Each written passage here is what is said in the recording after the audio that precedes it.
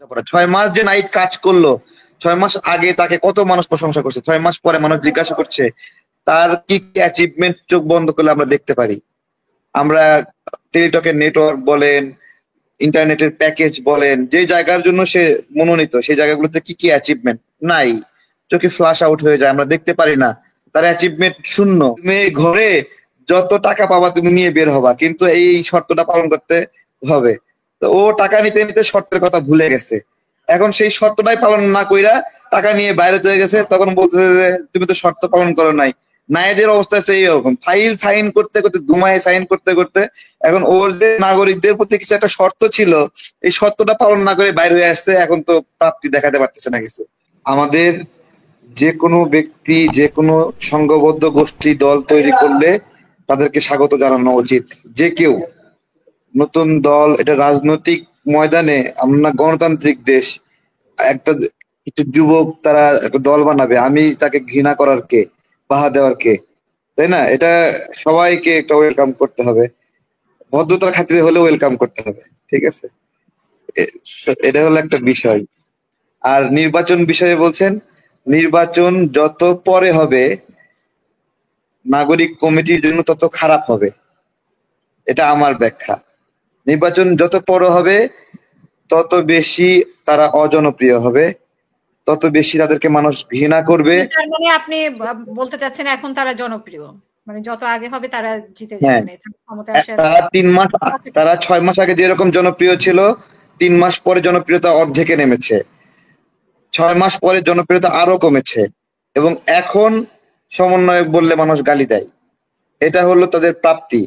তারা যত বেশি সংগঠিত হবে, কিছু সংঘবদ্ধ লোক পাবে, একসঙ্গে হয়তো বা 10,000 বা 50,000 মানুষ এক জায়গায় করে প্রোগ্রাম করবে, বাট এইটা জনগণের সম্পৃক্ত বিষয় না দিনে দিনে।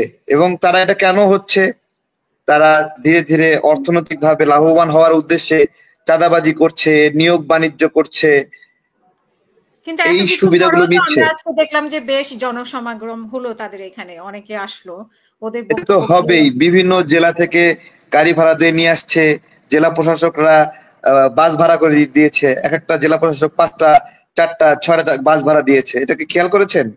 তো এইভাবে পৃষ্ঠপোষকতা থাকলে করা যায়। আপনি এর আগে দেখেছেন ওই যে আপনার একটা গণঅভ্যুত্থানের পরেই ডক্টর ইউনূস লোন দিচ্ছে এই নাম কইরা 1 লক্ষ লোক আনার একটা আঞ্জাম করেছিল। তো ওটাও তো লোক, এটা তো লোক আসবে তো, যখন যেদিকে একটু আলো থাকে সেদিকে আসে মানুষ, মানুষ উৎসাহ পায়, আগ্রহ পায়, স্বাভাবিক। আস্তে আস্তে মোহ কেটে যাবে। ধরেন আমার একটা ছোট দল, আমার দলে ঢাকার ভিতরে আপনার হলো কিছু সদস্য আছে, তারা কেউই বিপ্লবের বিরোধী শক্তি ছিল না, কিন্তু নাগরিক কমিটিতে এখন যারা আছে তাদের মধ্যে বিপ্লবের বিরোধী শক্তিরাও আছে। তাদের সঙ্গে আমার পার্থক্য, আমি সবসময় ফ্যাসিবাদের বিরুদ্ধে ছিলাম, আমার কর্মীরা ফ্যাসিবাদের বিরুদ্ধে, বাট তার সাথে আমার পার্থক্য হলো তার মধ্যে ফ্যাসিবাদের পক্ষের লোকেরাও আছে, এখানেই পার্থক্য। এবং এটা তারা তারা তো একসাথে আসবে, একত্রিত হবে, নাগরিক কমিটিকে শক্তিশালী করবে, এটা জনগণের ম্যান্ডেট না, জনগণের ভোট না। যত সংঘবদ্ধ হবে, সংঘবদ্ধ হয়ে ক্ষমতা প্রয়োগ করবে, বল প্রয়োগ করবে, তত অজনপ্রিয় হবে। আজকে নির্বাচন দেন, দেখবেন যে নাগরিক কমিটির 10 জন মানুষ এমনি পাশ করে আসবে, কিন্তু আরো 3 মাস পরে নির্বাচন দেন, সেটা সংখ্যা কমে 8-এ আসবে, আরো 3 মাস পরে দেন সংখ্যা কমে 5-এ আসবে। এটা বাস্তবতা। এটা ছয় কি মাস যে আপনাদের? নাহিদ, হ্যাঁ।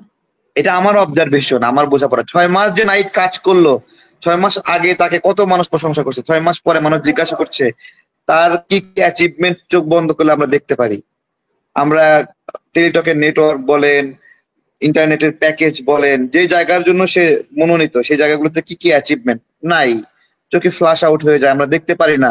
তার অ্যাচিভমেন্ট শূন্য, কিচ্ছু নাই। নাগরিকরা ওরা একটা লিস্ট করতে সুন্দর, এই প্রকল্পে সাইন করছে, ওই প্রকল্পে সাইন করছে, এরকম 31টা জায়গা দেখাইছে। প্রত্যেকটা প্রকল্পে সাইন করলে টাকা পাওয়ার মতো যথেষ্ট মানে যৌক্তিক কারণ আছে। এই ফাইল সাইন গুলোতে সে খুব ব্যস্ত ছিল, কিন্তু যেটা নাগরিকরা ফিল করে, নাগরিকদের জন্য সে নিজেও আন্দোলন করছে ইন্টারনেটের মেয়াদের জন্য, নিজে ভুলে গেছে, দায়িত্ব পাইয়া ভুলে যায় সাইন করতে করতে। ওই যে বলছে, যে একটা লোককে বলছে তুমি এই ঘরে যত টাকা পাবা তুমি নিয়ে বের হবা, কিন্তু এই শর্তটা পালন করতে হবে। তো ও টাকা নিতে নিতে শর্তের কথা ভুলে গেছে, এখন সেই শর্তটাই পালন না কইরা টাকা নিয়ে বাইরে চলে গেছে, তখন বলতেছে যে তুমি তো শর্ত পালন করো নাই। নায়েদের অবস্থা হচ্ছে এইরকম, ফাইল সাইন করতে করতে দুমায় সাইন করতে করতে এখন ওর যে নাগরিকদের প্রতি কিছু একটা শর্ত ছিল, এই শর্তটা পালন না করে বাইরে হয়ে আসছে, এখন তো প্রাপ্তি দেখাতে পারতেছে না কিছু। এটা আস্তে আস্তে দেরি করেন, অপেক্ষা করেন। মানুষের হাতে ক্ষমতা আছে, এখন তো তারাই ক্ষমতায় আছে, তাই না? নাগরিক কমিটি তো ক্ষমতায় আছে, ক্ষমতায় না থাকলে জেলা প্রশাসক কেন বাস দেবে, তাই না? ক্ষমতায় আছে, ক্ষমতার অনেক ব্রাড সাইড আছে, এগুলো মানুষ জানতেছে আস্তে আস্তে। বিপ্লব করেছেন তো রাজশাহীতে আপনারা 4 জন সবাই। সমন্বয়ককে ধরে কি একটা নাজেহাল অবস্থা, সেনাবাহিনী গিয়ে উদ্ধার করে নিয়ে আসলো। এরকম সারা দেশে অনেক জায়গায় এরকম ঘটনা ঘটতেছে, খুব বাজে অবস্থা। আপনি নতুন ধারা পুরান ধারা বলে কোনো ধারা নাই, কোনো ধারা নাই। যখন যে পাওয়ার পায় ও ইচ্ছা মতো খাইতে থাকে, খাইতে খাইতে খাইতে খাইতে গালমাল ফুলে যায়, বুঝতে পারছেন? এগুলো কোনো কিছু না। এগুলা রাজনীতিতে এই ধরনের প্রতিযোগিতা থাকবে, প্রতিদ্বন্দ্বিতা থাকবে, আসবে যাবে।